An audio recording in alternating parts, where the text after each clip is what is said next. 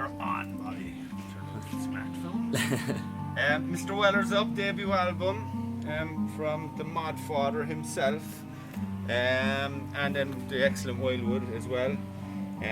Pricing is a bit ridiculous, as everyone has mentioned before. I'd say that pricing's a big problem. My guess is these won't be around for long, and that's maybe why the price is that way. That tends to happen with some of the Weller stuff, but that's still not good enough as such, in my opinion.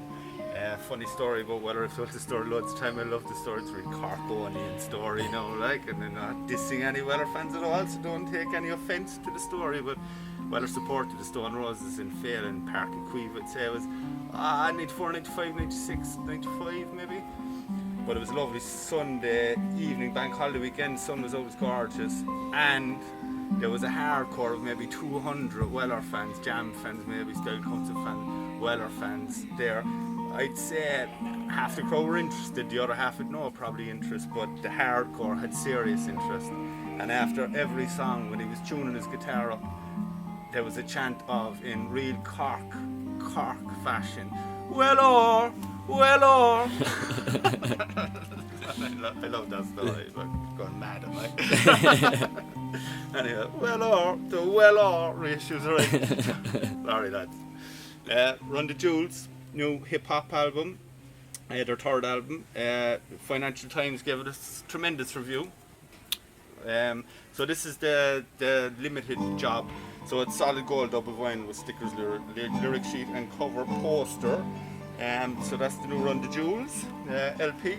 There's a picture disc of Grateful Dead debut album. I think it's 50 years old, folks. Nice picture disc. It is actually done very well. Yeah. So that's the picture disc. Portishead debut record, great trip hop band, Jeff Barrow and Bette Gibbons. We mentioned them last week with the Live at Roseland, I think, as well. And then the third album, which was 2008, I think. So I could be wrong. Right.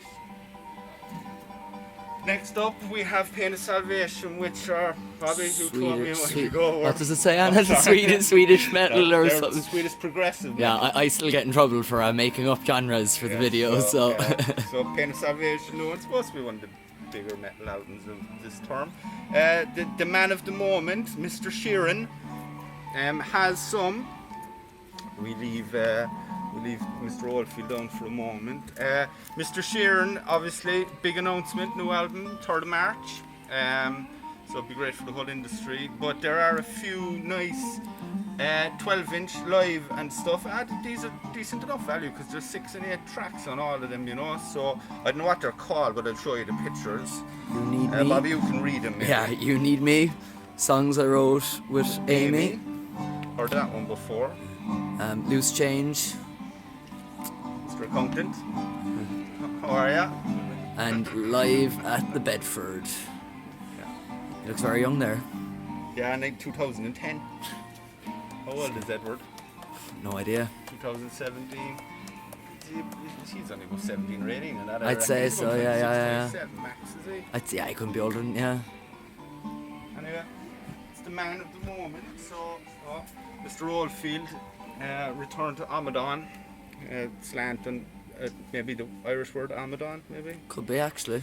The Paddy Maloney's fingerprints are all over this. I think the Chieftains were heavily involved. I've listened to it a lot yesterday. Excellent. If you're into that kind of thing. So that's on double CD as well.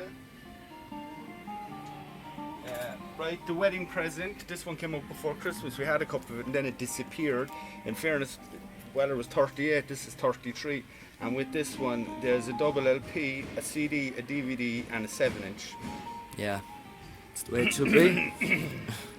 How can one thing, you can get all that into it? Yeah. So yeah, like fine, double LP as I say, CD, DVD, and a 7-inch. So Going is the name of it. Poet of New York, or the Poet of America, Mr. Reed, American poet.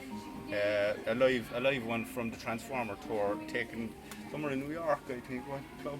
Or the Hampstead Theatre in New York, yeah, during his Transformer tour. Crack the track listing, you know, 12 tracks in it, so really strong quality as well, I think, on this 45 RPM. Gary Murray issue of Wild Frontier, a couple of Dusty Springfield reissues, a kind of a collection compilation album, and then Dusty in Memphis. And then we've got another metal, I hope, album, AFI I'd say. Horrible's gone. So the Blood album, it's called, just came out. So we're getting towards the end, I'd say. Young Robert, Gus G, Ozzy, the good for going up to Sabbath tonight actually. Oh yeah, I know. Yeah, I saw a few people last night who were heading up as well. Yeah. Dave, and there's loads actually. Be a great gig.